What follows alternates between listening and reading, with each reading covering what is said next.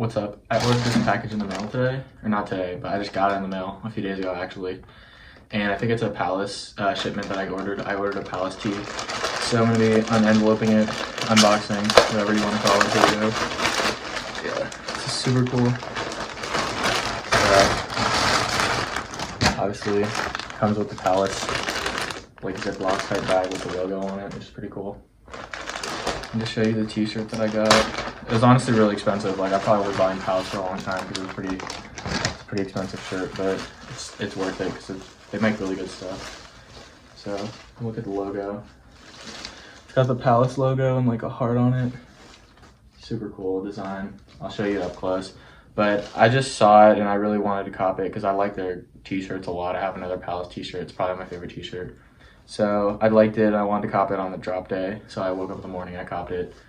Yeah, never have too many t-shirts. So yeah, it's a really cool design.